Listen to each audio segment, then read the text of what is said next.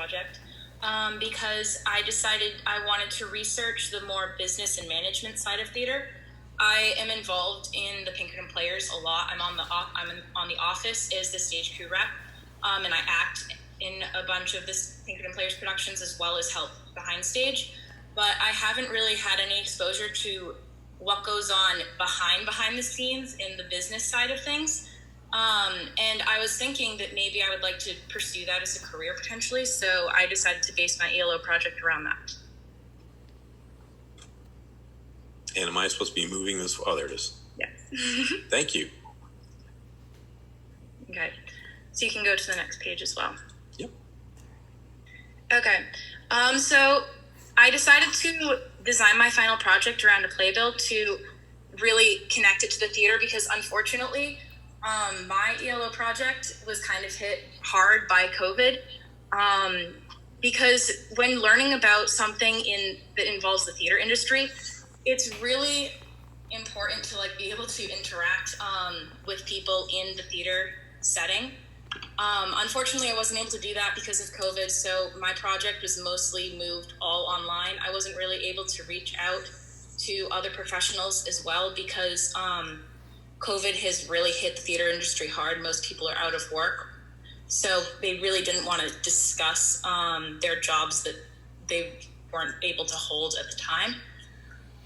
Thankfully, I was able to find an awesome online research in the form of a textbook, so that's where the majority of my research came from.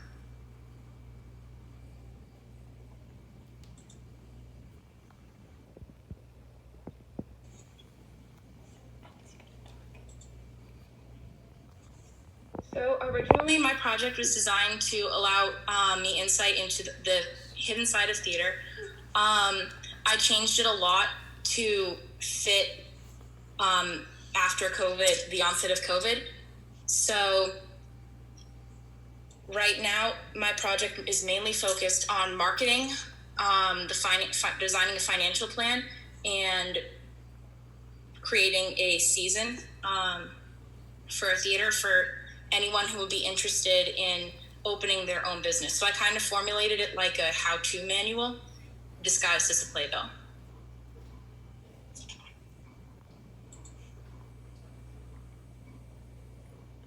So these were my guiding questions. They changed, again, like most of my project, they changed after school closed because I wasn't able to actually be in a theater learning from professionals. But I did manage to answer most of them. So the responsibilities of the theater management team, how does theater management contribute to the success of a theater, how to book a theater, market a show, and bring in audiences. And I also focused heavily on the communications side of theater because at the end of this project, I realized though I didn't want to study theater in college, I am going to pursue a journalism and communications major. So I wanted to learn more about communicating with other people.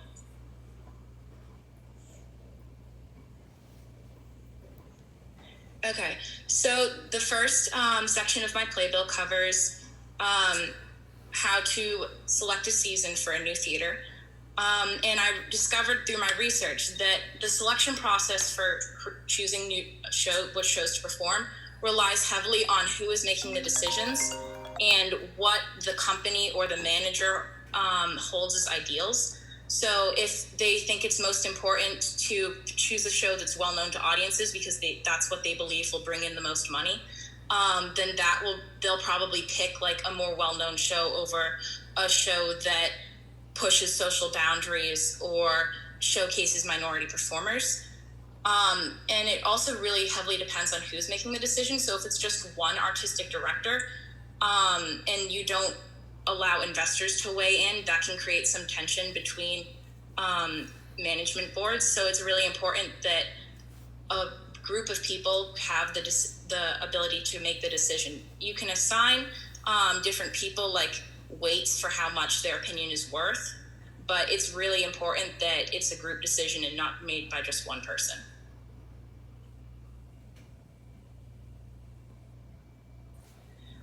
So this section covers financial guidelines. As part of my project, I made a mock budget designed as if a theater had put on a show. and then it's in the form of a statement of cash flow, which is one of the financial statements that it's really important for a theater manager to understand, because especially for small theaters, they do a lot of their own accounting. So if the manager and the producer don't understand how to do personal accounting and how to read financial statements, then their budgets could hit some snags, because especially for small theaters, they run on a very tight budget. Some theaters are even running show to show, so they have to plan out everything down to the last detail. Like, we need to set aside this amount of money to pay for new rigging or to pay for a shoe, because you can never be totally sure in the theater industry just how much money you're going to bring in. Because you really can't do trial runs like in other commercial businesses, like, oh, we're going to survey people and see if they like this product. You won't know how well your product of show is doing until it's actually on stage and you have members in the audience. So it's really important to be able to design a fail-safe budget. Along with finances, marketing is incredibly important to the theater industry. So I focused a lot on designing a well-thought-out marketing plan. So especially for small theaters, again, public relations are super important. You want to have a strong media presence, whether that be on Facebook, Instagram, word of mouth, flyers in like local businesses that audience members attend, as well as advertising a subscription plan where audience members can buy a single ticket that will gain them admission to all of the shows performed in a year, because you can charge more for this, and not only will it draw in more people because they're like, oh, I can get a deal and be able to go to multiple shows for a year, but you'll also have a guaranteed filled seat for every single show. So an example of a theater doing this is there's a theater in Massachusetts called the North Shore Theater. So before every show they perform, they advertise their subscription plan, and they tell you what shows they're going to be performing this year as well as next year, to try to guarantee that they'll have filled seats. So the final thing I did for my project is I created like a basic checklist that a manager could follow, from deciding what show to produce to the curtain raising on opening night. So those steps include finding a script, deciding who will be in charge, creating a rough budget, crafting an initial artistic vision, casting the show, scheduling rehearsals and rehearsal spaces, and conducting publicity and marketing before opening night. These are just acknowledgements, my works cited basically.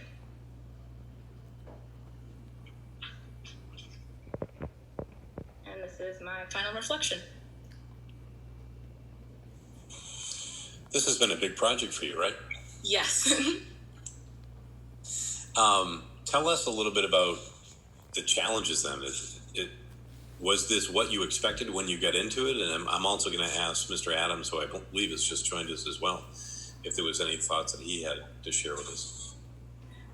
So it wasn't quite what I expected after I really got into it. I was hoping to be able to actually work in a theater, whether that be to tell a music hall or our own stock bridge, COVID, but I still feel like I really learned a lot. But yeah, I do wish that I was able to have that hands-on part of it. Right. Any other questions for anyone else? Alexander, this is Mr. Lee. Great job. So impressive with how you put stuff together. It is so evident that you're in the theater program and you are just a natural presenter, natural speaker. You seem very comfortable presenting whatever you have to present. You're not reading off of a page as you're presenting. It's just so natural for you. So you're going to succeed in whatever you want to do after high school. This was so awesome. I love how you incorporated the SWOT analysis, statement of cash flows. I mean, you're crossing so many different forms of business, whether it's a marketing, accounting, personal, corporate finance. It's just you covered so much with this. So very impressive. And well you. done. And well done, even though you couldn't work in the actual theater because of COVID. But well done. Thank you so much. Very well done. Okay. I'm not done. Hi, Alex. It's Mrs. Soroka. Hi. I'm gonna ditto what Mr. Lee just said. Your articulation of your research is natural. It was your anecdotal examples that just flew off your tongue were very impressive for such a deep research project, and I congratulate you on that. I am a little curious about your personal growth. Was there something that you learned about yourself while you were doing all this research? Because you talked twice about having to switch what you thought you were going to do, and you ended up in a different space. So did you learn anything about yourself and what you were capable of? I did a little. I definitely learned that I was able to handle a bigger research project without using outside sources, like, because I have a hard time focusing on things sometimes. So I knew going into this that I would not be, well, originally I knew going into this that it would mostly be outside of school and not really heavy research, but talking to other people and working in the environment. And then when it did turn into mostly just combing the internet for information, I had to figure out a time management schedule. So like, okay, I actually need to sit down and research. And I actually found out that I was able to do that, mostly because I was really interested in the topic that I was researching. But it was kind of cool to realize that I do have like the mental stamina to research for long periods of time. And this is That's my girl. Yes, excellent job. This is almost like a senior seminar course at a college that you just completed. This is what. Yes. This is something they would expect in a senior seminar, undergrad course. So you did a nice job. Thank you. Very good.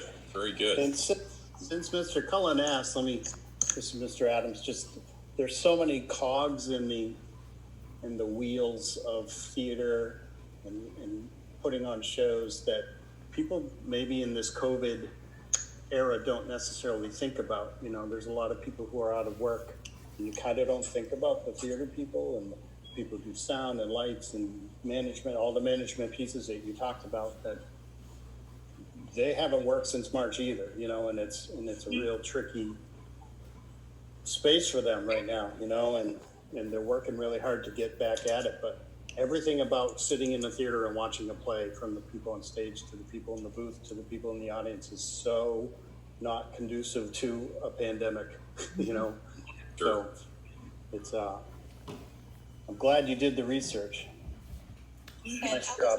Nice job. I'm in here too, and just say what Alex alluded to was true. We had one of the reasons we were paired up in this project was because a Pinkerton graduate who is a year ahead of me and a very dear friend of mine, he's a producer, a stage production manager on Broadway, and has been for 20 years. That's his career. He's worked for Disney around the world and on Broadway for many, many years. And it still has his job because he's a higher up, but he has had to, furlough and lay off hundreds of people, and he is working from home, and his business is dark, and he could not bring himself to talk about it as much as he wanted to support